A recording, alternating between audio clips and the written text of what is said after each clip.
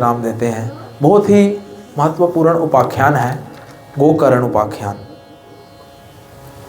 गोकर्ण जी की स्टोरी किसी ने सुनी होगी तो पुनः हम इसको समझने का प्रयास करेंगे। तो तुंगभद्रा नदी के तट पर एक दिव्य तेजस्वी ब्राह्मण थे, सूर्य के समान तेजस्वी, जिनका नाम था आत्मदेव। उनकी एक पत्नी थी जिसका नाम था धुंधली। धुंधली घर का कारोबार करने में तो अच्छी थी, परंतु उसका स्वभाव जो था वो था झगड़ालू किस्म की होने के कारण उससे कोई लोग बातचीत नहीं करते थे। जो व्यक्ति ज़्यादा झगड़ा करता है ना, कहते हैं दूर से ही भाई राम राम कह लो, इसके साथ बात करने से हमारा कल्याण नहीं हो सकता। ऐसे कोई ऐसे बात कर देगी ये हमारा भी दिन खराब हो जाएगा, भाई इसके मुंह नहीं लगना। तो जो व्यक्ति अच्छा होता है सभी उसको बोलते हैं प्रभु जी आइए, हम आपकी क्या सेवा कर सकते हैं। कहते हैं ना प्रभु जी हम क्या आपकी सेवा कर सकते हैं, माता जी क्या सेवा कर सकते हैं। तो वैसे ही धुंधली का जो स्वभाव था, वो झगड़ालू था। परंतु आत्मदेव सूर्य के समान तेजस्वी ब्राह्मण,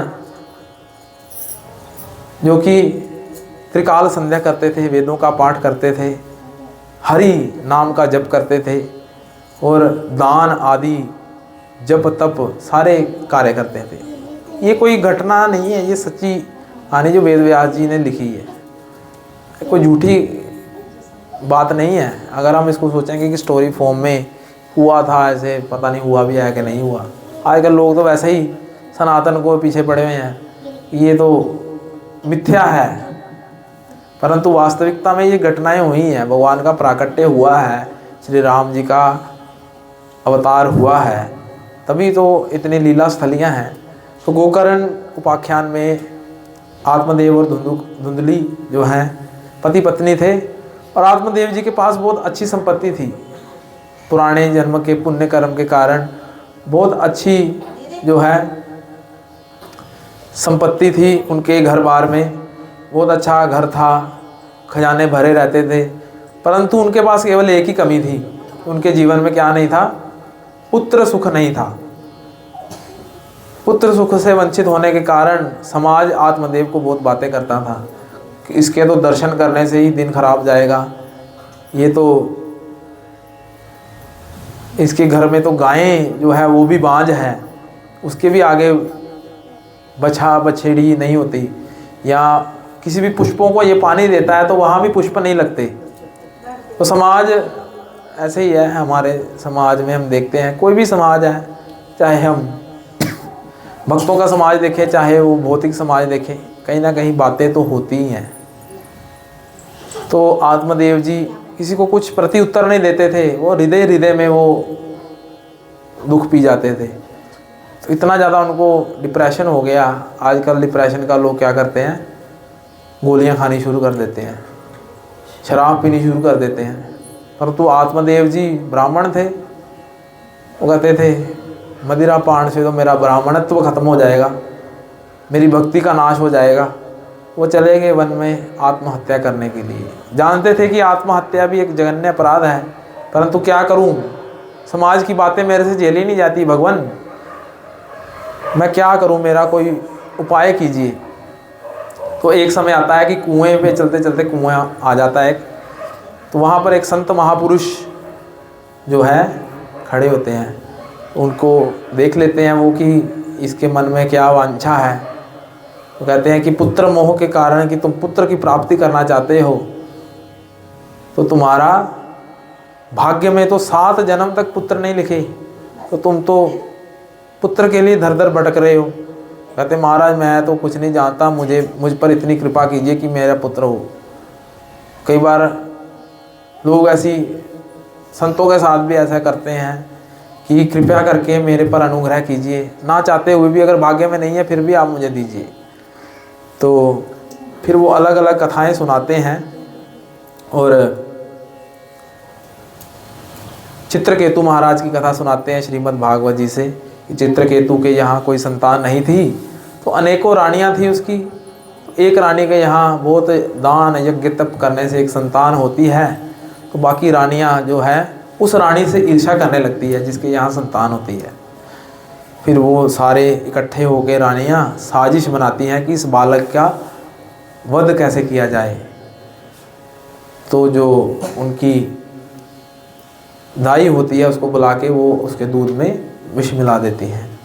तो इससे ही जब वो विष का पान करता है तुरंत ही, छोटा सा बालक है, अभी नवजात शिशु है 2-3 महीने का, तो उसके बाद क्या होता है, उसका सांसें, अंतिम सांसें गिननी शुरू कर देता है। पूरा शरीर जो है नीला हो जाता है। चित्रकेतु पुत्र मोह के कारण रोना शुरू कर देते हैं। रोते रोते रोते रोते इतना रोते हैं कि वहाँ ज़्यादा ज़्यादा नारद जी की दृष्टि पड़ जाती है।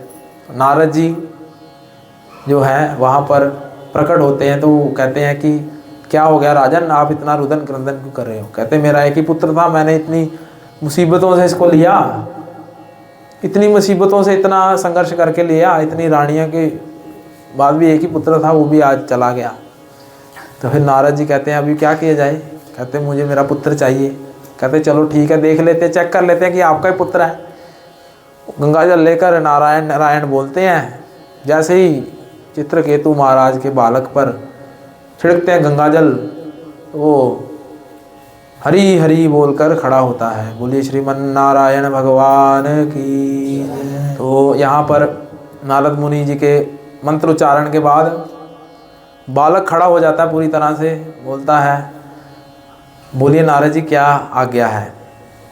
भक्तों में इतना सामर्थ्य होता है, अगर कोई उच्च कोटि का भक्त हो वो यमलोक से भी वो आत्मा को बुला करके उसमें जीवन प्रदान कर सकता है। अगर कोई भक्त हो तो भक्त भगवान से भी, भगवान कहते हैं अहम भक्त पराधीनो, मैं अपने भक्त के पराधीन हूँ, अपने भक्त की इच्छा के अनुकूल ही काम करता हूँ। मैं मेरी कोई स्वतंत्र इच्छा नहीं है, जैसे मेरे भक्त ने इच्छा की मैं वैसे कार्य करता हूँ। तो नारद जी ने इच्छा की तो प्रकट हो गए, वो आत्मा फिर से जमपुरी से वापस आ जाती है। तो फिर पूछा नारद मुनि ने कि आपके पिता कह रहे हैं कि ये आपसे बात करना चाह रहे हैं। तो वो बच्चा जो है प्रकट होता है, जो आत्मा पुनः आती है, तो वो नारद मुनि के कहने पर अपने पिता को ज्ञान प्रदान करती हैं। कौन सा ज्ञान? दिव्य ज्ञान। बोला कि आपके पिता हैं। कहते कौन सा पिता, ये तो मेरा पिता है ही नहीं, कई जन्मों से तो मैं इसका पिता था, कई जन्मों में ये मेरी पत्नी थी, कई जन्मों में ये मेरा पुत्र था। अलग अलग जन्मों में अलग अलग घटनाएं होती रहती हैं, परंतु ये तो इस जन्म की बात कर रहा है, मैं तो कई जन्मों से इसके साथ था। आज मेरा समय पूर्ण हो गया और मैं अपने कार्य पूरे करके चला गया, दुख किस बात का। जैसे ही वो सुनते हैं चित्रकेतु महाराज, तुरंत ही उनको दिव्य ज्ञान प्रकाश हो जाता है। हम गुरु वंदना में भी गाते हैं, दिव्य ज्ञान हृदय प्रकाशितो, दिव्य ज्ञान हृदय प्रकाशितो, गाते हैं ना गुरु वंदना में। कौन सा दिव्य ज्ञान है? यही संसारिक मोह जो है, किसी भी चीज़ से आसक्ति, अपने पद से भी आसक्ति होना, यानी जो आपकी पोजीशन है उससे भी आसक्ति बहुत ही दुख का कारण है। किसी भी चीज़ से आसक्ति नहीं होनी चाहिए हमें। तो उन्होंने सारी आसक्तियों का त्याग करके राजपाट वहीं छोड़ा और वन को चले गए तपस्या करने के लिए। और वो खूब भक्ति की, खूब हरि नाम का जप किया, खूब कथा श्रवण की और भगवान के धाम को पधार गए। तो इस प्रकार से ऋषि जी उनको कथा सुनाते हैं आत्मदेव जी को कि देखो उन्होंने भी अपने जीवन में पुत्र की कामना की तो उनको क्या हुआ? दुख हुआ। अगर तुम भी ऐसी कामना करोगे तो तुम्हें भी दुख हो सकता है। इस प्रकार से ऐसी जिद ना करो। कहता नहीं, वो तो मानने को तैयार ही नहीं। जब व्यक्ति के आगे कोई इच्छा हो, अंधा हुआ होता है। जब किसी व्यक्ति को किसी भी संसारिक इच्छा की कामना हो कि मैंने घर लेना ही लेना है यहाँ पर, तो वो बड़े प्रयास करता है, उधर से पैसे लेता है, उधर से पैसे लेता है, सबके आगे रिक्वेस्ट करता है कि कृपया मेरी मदद कीजिए, या कहीं अपने बच्चे को बाहर भेजना हो, कनाडा भेजना है जी, अमेरिका भेजना है, बड़े यत्न करता है, कहीं से लोन लेता है। इच्छा है ना उसकी, दृढ़ इच्छा है। या खुद कहीं घूमने जाना हो तो सारी महीने की सैलरी जोड़ेगा, फिर कुछ अपनी सेविंग्स की हुई वो भी इकट्ठी जोड़ेगा, फिर घूमने जाएगा। तो इतना उसको जो है परिश्रम करना पड़ता है अपनी इच्छा की पूर्ति के लिए। तो वो व्यक्ति मानने को तो है ही नहीं तैयार, कहता मुझे पुत्र चाहिए ही चाहिए, महाराज मेरे पर कृपा करो नहीं तो मैं यहीं पर मर जाऊंगा। तो ऋषि जी कहते हैं कि अगर ये मर गया तो मेरे सिर पर ब्रह्म हत्या का पाप लगेगा। अपनी झोली से जो मधुकरी करके प्रसाद लाए वो निकालते हैं और अभिमंत्रित करके उसको देते हैं फल, कि ये फल खाने से तुम्हारी पत्नी जो है सगर्भा हो जाएगी और उसके यहाँ एक बहुत तेजस्वी बालक का जन्म होगा। तो ऐसे ही करते हैं, आत्मदेव जी नाचने लगते हैं। आज तो मेरे पर भगवान की कृपा हो गई है, आज तो साधु पुरुष ने, वैष्णव जन ने मेरे पर कृपा की है और मेरा जो है इच्छा की पूर्ति के लिए मुझे प्रसाद प्रदान किया है। जाते हैं अपनी पत्नी के पास भागे भागे, हे धुंधली ये फल खा लो, इससे तुम्हें पुत्र की प्राप्ति होगी। तो धुंधली थोड़ा शक्की स्वभाव की थी। धुंधली का जो स्वभाव था वो होता ना, कुछ किसी का स्वभाव होता है किसी भी व्यक्ति का, जल्दी किसी पे विश्वास नहीं करते। कहती हाँ मैं खा लूँगी, अभी मैं पवित्र नहीं हूँ, मैं नहा धो के इसको खा लूँगी। महाराज जी आप इसको रख दो, मैं खा लूँगी, आप मुझे पकड़ा दो मैं खा लूँगी। तो फिर वो क्या करती है, वेट करती है अपनी बहन के आने की, कि अभी मैं सलाह मशवरा करूँगी, उसके साथ बातचीत करूँगी, फिर ही मैं खाऊँगी। कि ऐसे ही मैंने खा लिया तो क्या पता अगर मैं सगर्भा हो गई सच में खाने से तो मेरी तो शरीर की ब्यूटी खराब हो जाएगी, शरीर का सौंदर्य खराब हो जाएगा। तो धन्य है वो जननी, कहते हैं जननी जन्म भूमिश्च स्वर्गादपि गरिष्ये, यानी कि स्वर्ग से भी ऊपर जननी और जन्मभूमि का हमारे पर भार होता है। अगर स्वर्ग लोक भी मिले तो जननी और जन्मभूमि का हम ऋण नहीं दे सकते। तो धन्य है वो माताएं जो इतना कष्ट झेल करके हमें इस संसार में लाती हैं। 9 माह तक अपने गर्भ में बालक बालिका को रखती हैं, फिर आज आके वही बालक आके बोलता है मैंने आपकी बात नहीं माननी, मुझे तो ये अच्छा लगता है मैं यही करूँगा। होता है ना ऐसे, फिर उस माँ का हृदय टूट जाता है जिसने पूरा जीवन भर उस व्यक्ति के लिए, उस बालक के लिए संघर्ष किया, इतने से बच्चे को लेके पाला, फिर आज वही बड़ा होकर उसी माँ को ताने सुना रहा है, उसी माँ की आज्ञा का पालन नहीं कर रहा, अपने मनमाने ढंग से शराब पी कर आ रहा है, बाहर से जुआ खेल रहा है। तो वो माँ अंदर से रोती है कि मैंने इतने लालन पालन से इसकी परवरिश की, क्या कमी रह गई मेरी परवरिश में, मैंने तो इसको ऐसे संस्कार नहीं दिए थे, मैं तो चाहती थी ये कि पढ़ लिख कर कोई अच्छी जॉब करता। माताएं तो अपने बालक का कल्याण ही चाहती हैं, परंतु धुंधली का बिल्कुल ऑपोजिट स्वभाव। वो कहती कि अगर मैं सहगर्भा हो गई, अगर कहीं नगर में आग लग गई मैं तो भाग नहीं पाऊंगी, तो अगर मेरी ननद आ गई मेरे घर पे तो मैं तो बेड रेस्ट पे होंगी, तो मेरी ननद सारा सामान जो है समेट के अपने साथ ले जाएगी। ऐसे ऐसे उसको सोच आ रही है धुंधली को, क्योंकि उसका बुद्धि उल्टी चल रही है, दिमाग ही खराब है। तो क्या कर सकते हैं, कभी हरि कथा का श्रवण ही नहीं किया, कभी भक्तों का संग ही नहीं किया, तो कैसे कल्याण हो। तो अपनी बहन के साथ डिस्कशन करती है, सलाह मशवरा करती है कि क्या करूं मैं अभी। वो कहती है कि मैं सहगर्भा हूँ, कुछ महीनों में जो भी मेरे आगे संतान होगी मैं आपको दे दूँगी, बदले में क्या दे देना मुझे, धन, तुम्हारे पास बहुत धन है। तो कोई रिश्तेदार होते हैं ना जिसके पास ज़्यादा धन हो, वह ज़्यादा जाते हैं, क्या पता हमें दे दे, कुछ कृपा हो जाए भगवान की, इसकी जेब से कुछ हमारी जेब में आ जाए। तो धन की लोभ था उसको, तो वो कहती ठीक है, डील डन, एग्रीमेंट साइन हो गया पूरा कि आज हमने इतने पैसों में ये बालक ले लेंगे। कहती फिर मैं इस फल का क्या करूं। कहती तुम्हारे आगे जो ये गैया है इसको भी तो कुछ नहीं हुआ कि वर्षों से, तो चेक करने के लिए तुम यहाँ इसको खिला दो। तो वो क्या करती है कि उस फल को, दिव्य तेजस्वी फल को जो है गाय माई को खिला देती है। तो गौ माता खा लेती है वो फल को। फिर कुछ महीनों के बाद जो है वो एक्टिंग करती है सहगर्भा होने की, धुंधली एक्टिंग कर रही बहुत अच्छे से। हाय मेरे इधर दर्द हो रहा है, मैं घर का काम नहीं कर सकती, अब मेरे लिए एक नौकरानी की व्यवस्था कर दीजिए आत्मदेव जी, इतनी उसको सैलरी दे देना महीने की, 10,000 रुपया मांग रही, सारा काम कर देगी, आपकी रोटी पानी की व्यवस्था, घर में झाड़ू पोछा सब कुछ लगा देगी। मुझे डॉक्टर ने बेड रेस्ट कही हुई है। ढोंग कर रही है वो, क्योंकि पता है पीछे पति के बाद बहुत कुछ है, टेंशन ही नहीं कोई। फिर कुछ महीने बीतते हैं जैसे ही, तो अपने बहन के यहाँ चल जाती है, कहती है कि वहाँ मेरी अच्छे से सेवा हो पाएगी, मैं चले जाती हूँ। क्योंकि उसने डील की होती है अदर फिक्स कि ऐसे करके हम उसके बालक को, उसके जो भी संतान होगी उसको हम प्राप्त कर लेंगे। तो ऐसे करके वो जो भी संतान होती है, पुत्र होता है आगे, पुत्र को साथ में ले आती है। पुत्र साथ ले आती है, वो कौन ले आती है? धुंधली। कहती ये तो मेरा पुत्र है, आत्मदेव जी को बताती है। आत्मदेव बहुत खुश होते हैं, बहुत प्रसन्न होते हैं।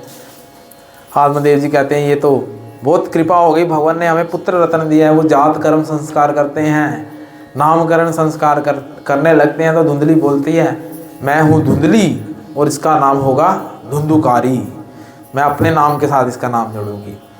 ठीक है, ऐसा हो जाता है। पूरा उसका लालन पालन अपने ढंग से करती है। और उधर गौ माता के यहाँ भी एक दिव्य बालक उत्पन्न होता है, जो कि शरीर मनुष्य का होता है और उसके कान क्या होते हैं? गाय के। आत्मदेव जी उसका नाम रखते हैं गोकर्ण। तो गोकर्ण जी आगे चल के वेद अध्ययन करते हैं, त्रिकाल संध्या करते हैं, ब्राह्मणत्व का पालन करते हैं, हरि नाम का जप करते हैं, भगवान के दिव्य तीर्थों का दर्शन करते हैं और दिव्य तेजस्वी बालक के रूप में उभर के आते हैं। दूसरी ओर धुंधुकारी, जो कि माँ के लालन पालन में जैसा संग मिला वैसा ही उसको रंग चढ़ गया। क्या करने लगा? वो राक्षसों जैसी उसकी प्रवृत्ति होगी। ब्राह्मण होने के बावजूद भी ब्राह्मणत्व उसका नष्ट हो गया। मुर्दे के हाथों से भोजन प्राप्त करने लगा। बच्चों के हाथों से चीज़ें छीन के खाने लगा। और बुजुर्ग व्यक्ति जो भी जाते थे उनको धक्का दे के गिरा देता था। स्त्रियां जो जाती थी जल भरने के लिए उनके मटके फोड़ देता था, उनको तंग करता था। ऐसे करते करते धीरे धीरे भक्षण करने लगा, मांस खाने लगा, धीरे धीरे मदिरा पान करने लगा। और मंदिर तो जाना दूर, कई महीने तक वो नहाता भी नहीं था। ऐसा उसका सिस्टम हो गया। देखते हैं कई व्यक्ति ब्राह्मण होने के बावजूद भी क्या है, ना सिर पर तिलक है, ना सिर के पीछे शिखा, ना कोई कंठी, ना कोई नियम, ना कोई पालन। देखते हैं हम मदिरा पान कर रहे हैं, भक्षण कर रहे हैं और ना कभी मंदिर जाना। बस कहते हैं क्या हमारे मन में भगवान है। हाँ जी, मन में भगवान है, ठीक है जी, मन में आप खाना भी खा लीजिए, मन में ही। अब वो खाने की क्या ज़रूरत है, मन में सब कुछ है तो फिर मन में ही कर लीजिए। तो ऐसे करके अपने ब्राह्मणत्व का नष्ट कर देते हैं धुंधुकारी। तो एक समय आता है आत्मदेव और धुंधली, जिन्होंने बड़े लालन पालन से धुंधुकारी को बड़ा किया, उनके साथ उसका झगड़ा हो जाता है। कहता मुझे धन चाहिए, मैंने आज जुआ खेलने जाना है, मैंने आज मदिरा पान करने जाना है। तो धक्के मार के अपने पिताजी को जो है गिरा देता है। तो पिता के हृदय में बहुत ठेस पहुंचती है। जब कोई भी बालक अपने माता पिता के साथ ऐसा व्यवहार करता है तो माता पिता का हृदय चकनाचूर हो जाता है। और कोई व्यक्ति कर दे वो सहन कर लेते हैं, पर जब अपने निजी संतान ऐसा व्यवहार कर दे तो माता पिता के लिए असहनीय हो जाता है। तो वहाँ पर गोकर्ण जी उनको दिव्य ज्ञान प्रदान करते हैं, वैराग्य ज्ञान। कौन सा ज्ञान? वैराग्य का, कि आप पुत्र मोह के कारण इस कष्ट को भोग रहे हैं। आपकी पुत्र में इतनी ज़्यादा आसक्ति है कि आपको अभी कष्ट हो रहा है। ज़्यादा आसक्ति का कारण क्या है? कष्ट। तो अभी आप वन में जाइए, आपका समय हो गया वानप्रस्थ लेने का, जाकर हरि कथा का श्रवण कीजिए। वो आत्मदेव जी ऐसे ही करते हैं, वन में जाते हैं और हरि कथा श्रीमद् भागवत के 10वें स्कंद का नित्य पाठ करते हैं, त्रिकाल संध्या करते हैं। और कुछ ही महीनों में उनके लिए गोलोक से दिव्य विमान आता है जिसमें विष्णु दूत होते हैं, और गोलोक धाम में विमान पर चढ़कर वो भगवान के निज धाम में चले जाते हैं। बोले श्रीमन नारायण भगवान की। तो आइए हम भी कीर्तन करते हैं भगवान का संग करने के लिए। केवल भगवान का नाम ही है जो हमें इस संसार से पार उतार सकता है, बाकी कोई आश्रय नहीं है। भगवान के स्वरूप का परिचय, भगवान के नाम का परिचय, भगवान की कथा का परिचय, तो ऐसा बहुत ही एक सुंदर कीर्तन आता है क्योंकि ब्रज में गाया जाता था बहुत वर्षों पूर्व। जय जय राधे कृष्ण राधे गोविंदा, जय जय राधे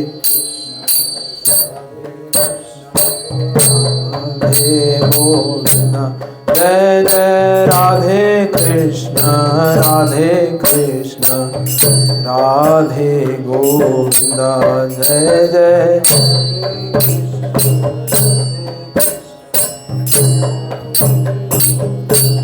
जय जय राधे कृष्ण राधे गोविंदा, जय जय राधे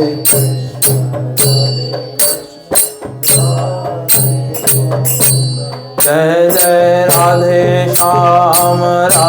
श्याम राधे गोविंदा, जय जय राधे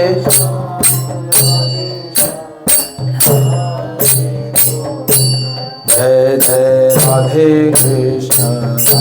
कृष्ण राधे गोविंदा, जय जय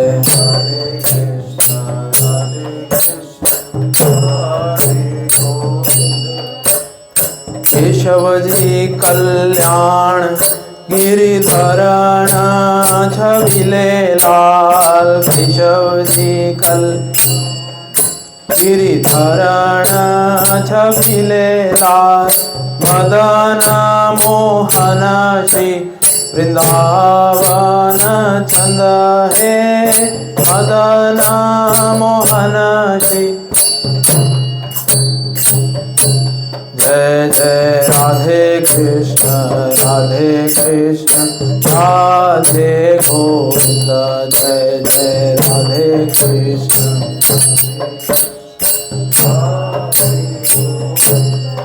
जय जय राधे श्याम राधे गोविंदा, जय जय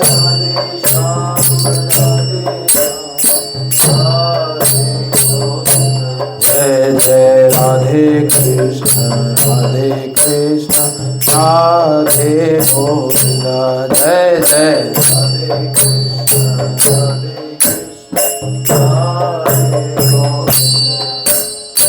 देवकी को जया बल भद्र जी को भैया लाल, देवकी को जया बलभद्र जी को भैया लाल, देवकी को भद्र जी को भैया लाल, जाके मुख देखे से कटत यमकुंद, हे आके मुख कटत यमकुंद, जय जय राधे कृष्ण राधे गोविंद, जय जय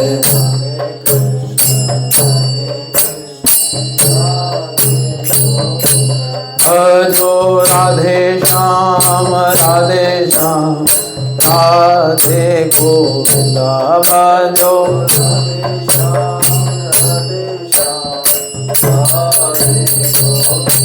जय जय राधे कृष्ण राधे गोविंद। जय जय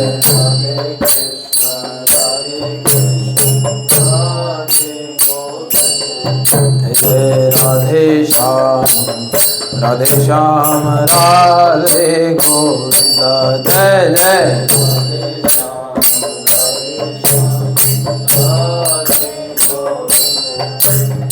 यादवपति जगत राय संतन सदा सहाय। यादवपति जगत राय संतन सदा सहाय। जगतपति जगत राय संतन सदा सहाय। जगतपति राय संतन सदा सहाय। जाके गुण गावे स्वामी परमानंद हे। जाके गुण स्वामी परमानंद। जय जय राधे कृष्ण राधे गोविंद। जय जय राधे कृष्ण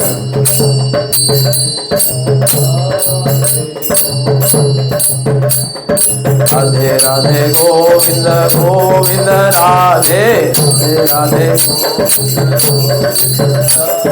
राधे राधे गोविंद गोविंद राधे राधे राधे गोविंद गोविंद राधे राधे श्याम गोविंद राधे राधे श्याम। जय जय राधे कृष्ण राधे गोविंद। जय जय जय जय राधे कृष्ण राधे गोविंद।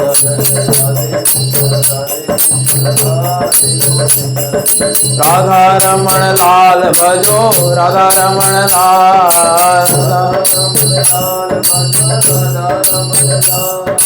राधा रमण लाल भजो राधे गोविंदा।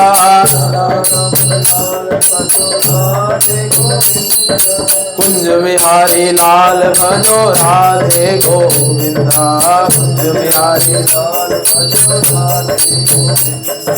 राधा वल्लभ लाल भजो राधे गोविंदा। राधा वल्लभ पूरी जगन्नाथ भजो राधे गोविंदा। पूरी जगन्नाथ राधे राधे गोविंद गोविंद राधे राधे राधे राधे राधे गोविंद गोविंद राधे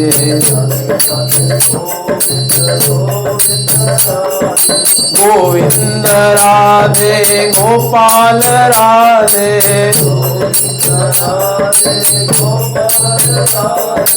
गोविंद राधे गोपाल राधे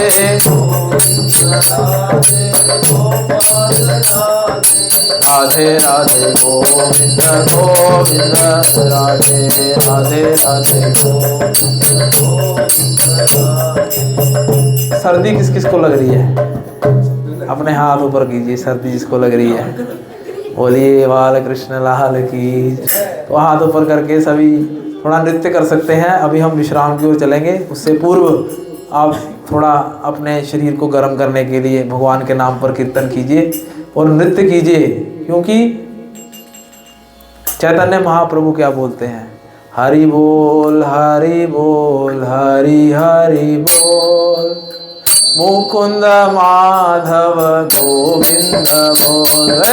हरि बोल हरि हरि बोल मुकुंद माधव। खड़े हो गए। हरि बोल हरि बोल हरि हरि बोल मुकुंद माधव गोविंद बोल। हरि बोल हरि बोल मुकुंद माधव गोविंद बोल। हरि बोल हरि बोल हरि हरि बोल। मुकुंद माधव गोविंद बोले। हरि बोल हरि बोल हरि हरि बोल।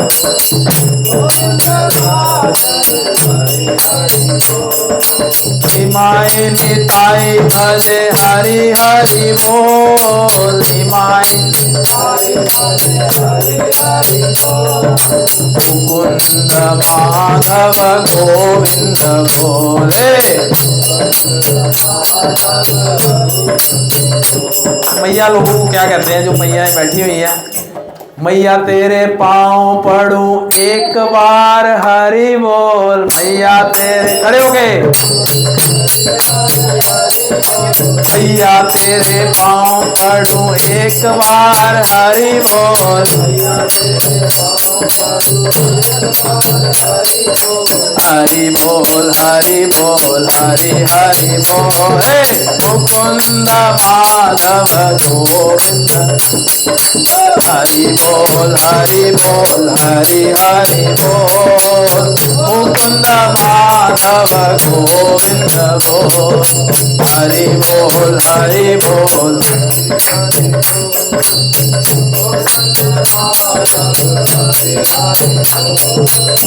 केशव माधव हरि हरि बोल। केशव मुकुंद माधव हरि हरि बोल।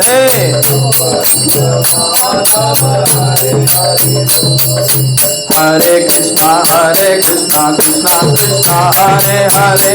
हरे राम राम राम हरे हरे।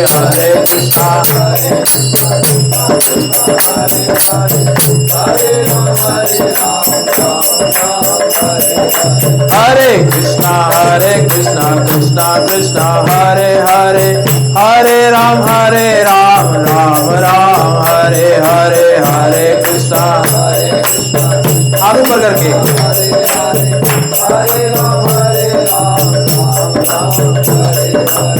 हरे कृष्णा कृष्णा कृष्णा हरे हरे। हरे राम राम राम हरे हरे। हरे कृष्णा कृष्णा हरे हरे।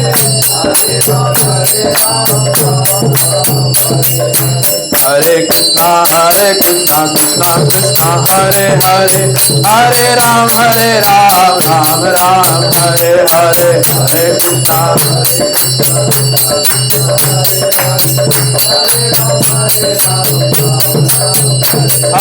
कृष्णा हरे कृष्णा कृष्णा कृष्णा हरे हरे। हरे राम राम राम हरे हरे। हरे कृष्णा कृष्णा कृष्णा हरे हरे। हरे राम हरे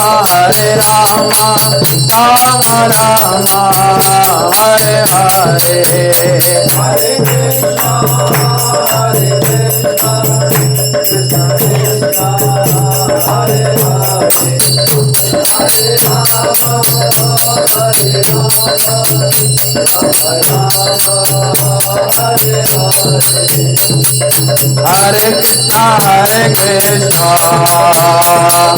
कृष्णा कृष्णा हरे हरे। हरे राम राम हरे हरे। हरे कृष्णा उच्च स्वर में।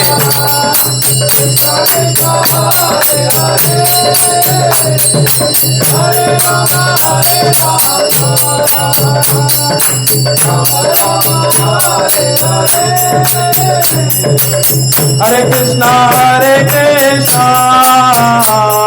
कृष्णा कृष्णा हरे हरे। हरे राम राम राम हरे हरे, हरे कृष्णा हरे कृष्णा,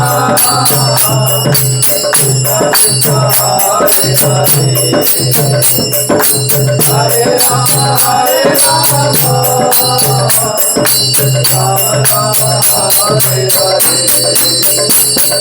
हरे कृष्णा हरे कृष्णा, कृष्णा कृष्णा हरे हरे, हरे राम हरे राम, राम राम हरे हरे,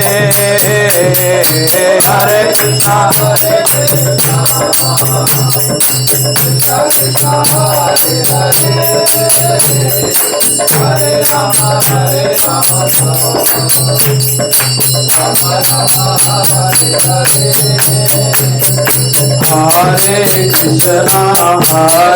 कृष्णा कृष्णा कृष्णा हरे हरे, हरे राम हरे राम, राम राम हरे हरे, हरे कृष्णा कृष्णा कृष्णा कृष्णा हरे हरे, हरे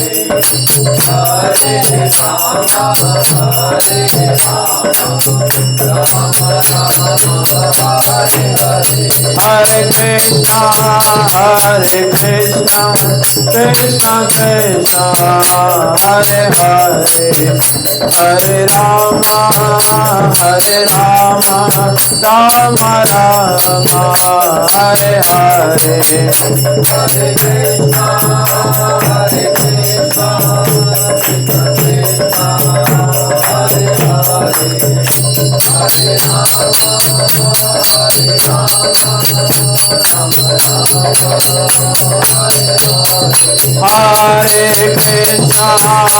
हरे कृष्णा कृष्णा कृष्णा हरे हरे, हरे राम हरे राम, राम राम हरे हरे, हरे कृष्णा कृष्णा कृष्णा कृष्णा हरे हरे, हरे राम हरे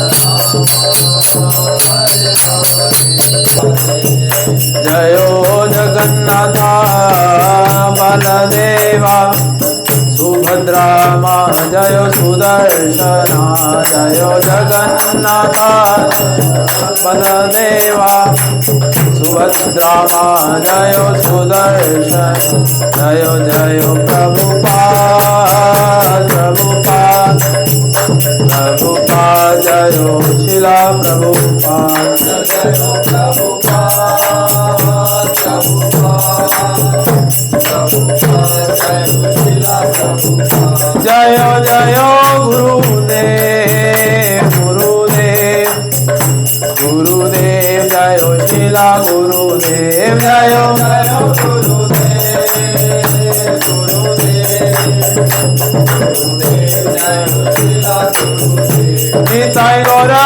हरि बोल हरि बोल, हरि बोल निताई गौर हरि बोल, निताई गौर हरि बोल हरि बोल, हरि बोल निताई गौर हरि बोल। हरिनाम संकीर्तन यज्ञ की जगत गुरु श्रील प्रभुपाद की, श्रीमद् भागवत महापुराण की। आप सभी विराजमान हो सकते हैं। आगे फिर आत्मदेव जी जो हैं गोलोक धाम पधार जाते हैं। हम उनके लिए कीर्तन किया हमने, वैसे ही हमारी भी इच्छा वांछा ये है कि हम भी भगवान के श्री चरणों में जो है भगवान के धाम में ऐसे जाएं। तो उसका एक ही मात्र आश्रय है, कलयुग केवल नाम आधारा, सुमिर सुमिर भय भव नर पारा। कलयुग में केवल भगवान का नाम ही हमारा एकमात्र आश्रय है, जिससे हम भगवान के धाम को जा सकते हैं।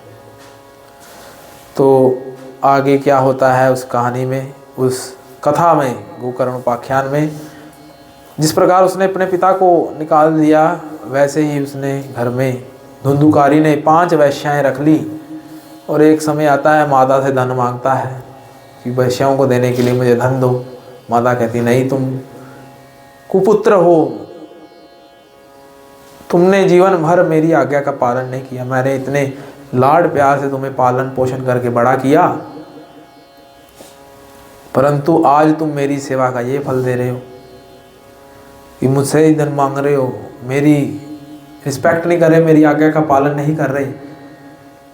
क्रोध में आके धुंधुकारी ने क्या किया, अपनी माँ को ही घर के निकट एक कुआं था उसमें धक्का देके गिरा दिया। माँ मृत्यु के घाट उतर जाती है। पुत्र अपनी माँ की ही हत्या कर देता है। किसके लोभ में आकर, धन के लोभ में आकर, अपनी इंद्रिय भोग की इच्छा के शरण में आकर अपनी इंद्रिय भोग की इच्छा इतनी ज़्यादा तीव्र हो जाती है, ध्यायतो ही विषया पुंसा, जैसे बार बार हम इंद्रिय तृप्ति की इच्छा करते हैं वैसे वैसे हमारा क्रोध बढ़ता है। क्रोध की पूर्ति ना होने पर हम बार बार उसके प्रति आसक्त हो जाते हैं और हमारा पतन हो जाता है। वैसे ही धुंधुकारी का भी वैसे ही हुआ। उसने धन संपत्ति के लोभ में आकर काम इच्छा पूर्ति के लिए अपनी माँ को ही मृत्यु के घाट उठा दिया। तो फिर आगे 5 वैश्याएं रख लेता है। उधर से गोकर्ण जी देखते हैं कि मेरे अनुकूल नहीं है वातावरण। भक्तजन जब उनके अनुकूल वातावरण नहीं होता तो वो घर त्याग कर तीर्थ स्थान में वास करने के लिए, भगवान के दर्शन के लिए चले जाते हैं। तो गोकर्ण जी ने भी वैसा किया कि मेरे अनुकूल नहीं रहा वातावरण। पिताजी थे जो मुझे शिक्षा प्रदान करते थे, माता भी चली गई, अब मेरा कौन है। भाई जो है वो पूरी तरह से वेदों का पालन नहीं करता, तो ये बहुत ही गलत है उसका व्यवहार। तो पीछे उसने 5 वैश्याएं रख ली धुंधुकारी ने और सारा धन उनको लुटाने लगा। एक समय आता है कि धन भी समाप्त हो गया। कहते हैं ना, खाने से तो कुएं भी खाली हो जाते हैं, खाने से तो पहाड़ भी खाली हो जाते हैं। कुछ कमाना है नहीं, पूरा जीवन भर गुलछड़े उड़ाना, समाप्त हो गया धन। वैश्याएं कहती हम जा रही हैं, टाटा बाय बाय, पैसा समाप्त, हमारा कॉन्ट्रैक्ट ख़त्म। कहता क्यों, आप क्यों जा रहे हो, आपके बिना मैं रह नहीं सकता, पैसा चाहिए ना आपको, मैं लाता हूँ। चोरी करने चला जाता है राजमहल में, वो सारा धन ले आता है, वहाँ से चुरा करके। वैश्याएं पूछती हैं किसका धन है, कहता राजमहल से लाया हूँ। आपको तो धन किसी धन की इच्छा है ना, ये धन ही है आपके लिए, रखो। आपको ये पूछने की ज़रूरत नहीं कहाँ से आया है। ये धन रख लेती हैं वो, फिर उनको पता चल जाता है ये राजमहल से लाया है, तो हो ना हो कभी राजा के सिपाही आएंगे और हमें भी ले जाएंगे। तो वो क्या करती हैं, प्लान बनाती हैं। 5 वैश्याएं, इसके पास तो अभी कुछ नहीं है, अब इसको ही मार देते हैं और हम भाग जाते हैं। वो क्या करती हैं, उसका सांस घोटने के लिए प्रयास करती हैं। एक खाट पर उसको लेटाती हैं, उसका सांस गला दबाती हैं, परंतु इतना हष्ट-पुष्ट होता है, मरता नहीं है इजीली वो। तो पास में अग्नि प्रज्वलित थी, तो अग्नि के अंगारे उसके मुंह में डालते हैं। कहते ना, जैसी करनी वैसी भरनी, जैसी करनी वैसा फल, आज नहीं तो निश्चित कल। तो जैसे उसने अपने माता पिता को दुख दिया, आज उसको भी वो दुख का भोगना पड़ रहा है, दुख को भोगना पड़ रहा है। तो उन्होंने अंगारे डाले मुंह में और उसकी मृत्यु हो जाती है। अध जला शरीर उठाती हैं वैश्याएं, कुएं में फेंक देती हैं, जिस कुएं में उसकी माँ उसने धक्का दे के मार दिया होता है। फिर मैं गोकर्ण पीछे से पता चलता है कि मेरे भाई की मृत्यु हो गई है, तो गया जी में जाकर श्राद्ध करते हैं। हम भी जाते हैं, श्राद्ध आदि करते हैं। गया में जाकर पेहोवा जाकर गति कराते हैं। हरियाणा में अलग अलग प्रकार से हम पूरा अनुष्ठान करते हैं। यहाँ तेल डालने से ये होगा, यहाँ गति कराने से ये होगा। गोकर्ण जी भी सारे विधि विधानों का पालन करते हैं। घर जब लौटते हैं तो देखते हैं कि घर तो पूरा इतना अच्छा जो घर था, माँ पिता ने अच्छे से संजो कर रखा था, वो आज खंडर बन चुका है। माता पिता अपने मेहनत से घर बनाते हैं, परंतु आगे सुपुत्र की जगह कुपुत्र आ जाए तो वो घर भी शमशान की तरह हो जाता है। वैसा ही लगा उनको भी, गोकर्ण जी को। तो वो लेटते हैं, विश्राम करते हैं, वहाँ पर एक कुछ ऐसी चीज़ का उनको आभास होता है कि कभी ये हाथी बन जाता है, कभी कुत्ता बन जाता है, कभी घोड़ा बन जाता है, कभी प्रेत बन जाता है, कभी इंद्र बन जाता है। तो गोकर्ण जी पूछते हैं कौन है ये? तो वो बोल तो पाता नहीं है, इतने ज़्यादा पाप हो जाते हैं। जो व्यक्ति संसार में ज़्यादा पाप करता है वो प्रेत की योनि को प्राप्त होता है। कई हत्याएं की उसने अपने जीवन में, माता की हत्या की, जीवन भर पाप किया, प्रेत की योनि मिल गई उसको, और बोलने की शक्ति भी खत्म हो गई। तो गोकर्ण जी ने गंगा जल लिया, अभिमंत्रित करके उस पर छिड़का, तो बोलने की शक्ति आई कि गोकर्ण, मैं तुम्हारा वही भाई हूँ जो कि वेदों का आज्ञा का पालन नहीं करता था, अपने पिता का, माता की आज्ञा का पालन नहीं किया, बल्कि शास्त्रों के विरुद्ध अपना जीवन जिया।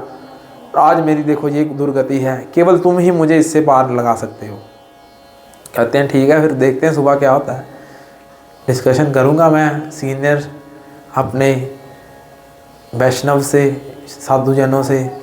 गोकर्ण जी सबको बुलाते हैं, ऋषि मुनियों को, वो पन्ना पलट पलट कर देखते हैं क्या हो सकता है इसका सोल्यूशन। कोई हल नहीं मिलता उनको। फिर क्या करते हैं, वो सूर्य नारायण भगवान से प्रार्थना करते हैं। सूर्य नारायण भगवान जो कि हर एक चीज़ के साक्षी हैं, हम जो भी कर रहे हैं सूर्य नारायण भगवान देख रहे हैं, दिन में, रात्रि में चंद्र नारायण भगवान, वायु, ये सारी चीज़ों के साक्षी हैं देवता फॉर्म में। उन्होंने सूर्य नारायण भगवान से प्रार्थना की तो सूर्य नारायण ने बोला, सप्तपरायण सप्त दिवसीय श्रीमद् भागवत कथा के अनुष्ठान से ही इसकी सद्गति हो सकती है। कौन से अनुष्ठान से? सप्तपरायण सप्त दिवसीय 7 दिन की कथा से ही कल्याण हो सकता है। तो जिनके पितरों की गति नहीं हुई होती, वो जब ऐसे अनुष्ठान करवाते हैं, कथा श्रवण करते हैं, उनके पितरों को भी जो है दिव्य लोक प्राप्त होता है, उनकी सद्गति होती है और उनका भी कल्याण होता है। हम देखते हैं कि किसी के लाइन में पितृ दोष बहुत ज़्यादा है, तो केवल भागवत जी के श्रवण मात्र से उनका कल्याण हो सकता है। फिर अगले दिन पूरे घर वालों को, बाहर वालों को, गांव वासियों को आमंत्रित करते हैं। 7 दिन की कथा का अनुष्ठान चालू हो जाता है। 7 दिन की कथा का जैसे आप सभी इकट्ठे हुए हैं ना यहाँ पे, बहुत ही सौभाग्यशाली हैं आपकी, आपको हरि कथा श्रवण करने का मौका मिला, अवसर मिला, अवसर मिला कि बहुत जन्मों के पुण्य होते हैं कि हरि कथा श्रवण करने के लिए भक्त आते हैं। ये समय आप गंवा नहीं रहे, बल्कि अपने आध्यात्मिक अकाउंट में ऐड कर रहे हो। 2 प्रकार के धन होते हैं जीवन के, मनुष्य के जीवन में ना। एक होता है द्रव्य धन, जिसके लिए हम दिन रात मेहनत करते हैं, पैसा, वो होता है द्रव्य धन। एक होता है दिव्य धन। दिव्य धन क्या है?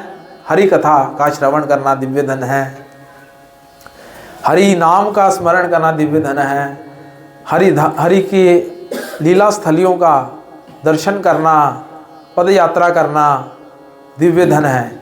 और उस दिव्य धन का जो अकाउंट है, उसकी चाबी किसके पास होती है? भगवान के पास। वो बढ़ती रहती है हर एक जीवन। तो आपके पूर्व जन्मों के पुण्य कर्म ही आज आपको इस कथा में लेकर आए हैं, कथा का श्रवण करवा रहे हैं। आप सभी बहुत भाग्यशाली हैं। वैसे ही सभी एकत्रित हुए वहाँ पर कथा श्रवण करने के लिए। धुंधुकारी को कोई जगह नहीं मिली, तो एक बांस था, गांठों वाला बांस, 7 गांठें थी उसमें विराजमान हो जाता है वायु रूप में धुंधुकारी। तो एक दिन की कथा से एक गांठ तड़ करके फट जाती है पूरी तरह से। दूसरे दिन की कथा से, ऐसे 7 दिन की कथा से 7 गांठें फट जाती हैं बांस की। और जब विश्राम होती है कथा, तो वैकुंठ से विष्णु दूत आते हैं विमान लेके धुंधुकारी के लिए, और धुंधुकारी को क्या हो जाता है? दिव्य शरीर प्राप्त हो जाता है। विष्णु जैसे दूत हैं, वैसे ही उसको भी चतुर्भुजी विष्णु रूप मिल जाता है। क्या करने से? कथा सुनने से। जैसे आपको बताया, तस्या श्रवण मात्रेण हरि चित्त समाश्रिते, यानी कथा के श्रवण करने से, इसके श्रवण, तस्य यानी इसके श्रवण करने से हरि हमारे चित्त में वास करते हैं। तो जिसके चित्त में हरि हो, तो वो स्वयं ही हरि का रूप बन जाता है, वो स्वयं ही हरिजन बन जाता है। तो वैसे ही फिर गोकर्ण जी ने प्रश्न पूछा उन विष्णु दूतों से कि बाकियों ने भी तो कथा सुनी 7 दिन की, बाकियों के लिए क्यों नहीं आया अभिमान? कहते इसने पूरी एकाग्रचित होकर कथा सुनी, कुछ ना खाया ना पिया, इसको तड़प थी कथा सुनने की कि मेरा कल्याण हो। तो जितनी ज़्यादा आपको तड़प हो कथा सुनने की, उतनी जल्दी ही आपका कल्याण होगा। ऐसे तो अनेक भागवत होती हैं, अनेक कथाएं हम श्रवण करते हैं, परंतु हमें तत्काल मुक्ति नहीं मिलती। कहते कि अभी अच्छे से लिसन कीजिए इसको, इसके नोट्स बनाइए, बुक कॉपी लेके बैठिए, या एक बार सुन ली फिर उसके बाद ये नहीं कि भूल गए, फिर अगली बार फिर हो अच्छा जी, अच्छा ये गोकर्ण की कथा हाँ हमने सुनी हुई है, थोड़ी थोड़ी धुंधली धुंधली हमें स्मरण है, क्योंकि वहाँ ठंड पड़ रही थी तो धुंध बहुत ज़्यादा हो गई थी, तो धुंध हमारे दिमाग में भी जम गई, पूरी कथा हमारे दिमाग में फिट नहीं हुई, कुछ धुंधली धुंधली कथा हमारे मन में छुपी हुई है। कृपया महाराज जी दोबारा सुनाइए, प्रभु जी दोबारा सुनाइए, हमारा कल्याण हो सके। तो एकाग्रचित होकर सुनने से कथा का पूर्ण फल मिलता है। तो वैसे ही फिर दोबारा उन्होंने कहा पुनः अनुष्ठान कीजिए। तो पहले उन्होंने आषाढ़ मास में किया था अनुष्ठान, फिर उन्होंने श्रावण मास में पुनः अनुष्ठान किया, सभी भक्तों को एकत्रित किया, ग्रामवासियों को एकत्रित किया, और सबने ध्यानपूर्वक कथा सुनी। ध्यानपूर्वक जैसे ही कथा सुनी, 7 दिन का जैसे विश्राम हुआ, तो तत्काल ही विष्णु लोक से अनेकों विमान आते हैं हर एक व्यक्ति के लिए जो उस कथा में श्रवण कर रहा होता है। इतनी शक्ति है भागवत जी की कथा में। ध्यानपूर्वक श्रवण करने से ही गोलोक या विष्णु लोक की, वैकुंठ लोक की प्राप्ति होती है। तो हर व्यक्ति के लिए अलग अलग विमान आते हैं, और एक स्पेशल विमान आता है गोकर्ण जी के लिए, जिसमें स्वयं श्रीमन नारायण भगवान शंख चक्र गदा पद्मधारी उसमें विराजमान होते हैं और गोकर्ण जी को अपना दिव्य आलिंगन प्रदान करते हैं। बोले श्रीमन नारायण भगवान की, जगन्नाथ महाप्रभु की, बाल कृष्ण लाल की जय। तो दिव्य आलिंगन प्रदान करके उनको अपने दिव्य धाम में ले जाते हैं। तो इस प्रकार से महात्म्य में तो अनेकों चर्चाएं आती हैं। सुखदेव जी का जन्म कैसे हुआ, ये कथा का कैसे हुआ, तो शौनकादि ऋषि ये सूत मुनि से नैमिषारण्य जो कि तीर्थ क्षेत्र है, उसमें आज भी इतना तप का बल है कि अगर आप वहाँ पर जाकर भगवान के नाम का सुमिरन करते हैं तो कई करोड़ों गुना उसका फल मिलता है आपको। वहाँ पर 88,000 शौनकादि ऋषि सूत मुनि से ये कथा का श्रवण करते हैं। फिर आगे हम कल के द्वितीय दिवस की कथा में प्रवेश करेंगे। आज हम यहीं पर विश्राम देते हैं इस प्रथम दिवस की कथा को। ओम विष्णुपाद परमहंस परिव्राजाचार्य अष्टोत्तर श्रीमद वैचरणारविंद भक्ति वेदांत स्वामी श्रील प्रभुपाद की जय। ओम विष्णुपाद परमहंस परिव्राजाचार्य अष्टोत्तर श्रीमद भक्ति सिद्धांत सरस्वती गोस्वामी प्रभुपाद की जय। अनंत कोटि वैष्णव वृंद की जय। नामाचार्य श्री हरिदास ठाकुर की जय। प्रेम से कहो जय श्री कृष्ण चैतन्य प्रभु नित्यानंद श्री अद्वैत गदाधर शिवासादि गौर भक्तवृंद की जय। श्री श्री राधा कृष्ण गोप गोपीनाथ श्याम कुंड राधा कुंड गिरि गोवर्धन की जय। वृंदावन धाम की जय। नवदीप मायापुर धाम की जय। गंगा माई यमुना माई की जय। भक्ति प्रदायिनी तुलसी महारानी की जय। संवेद गौर भक्तवृंद की जय। All glories to the Sambhali devotees, Hare Krishna. All glories to the Sambhali devotees, Hare Krishna. All glories to the Sambhali devotees, Hare Krishna. सभी गुरु ग्राम जगत प्रभुपाद की जय। श्रीमद् भागवत महापुराण की जय। निताई गौर प्रेमानंदे हरि हरि बोल। एक बार दोनों अपने हाथ ऊपर करके हरे कृष्ण महामंत्र का उच्चारण करेंगे। हरे कृष्णा कृष्ण कृष्ण हरे हरे, हरे राम राम राम हरे हरे।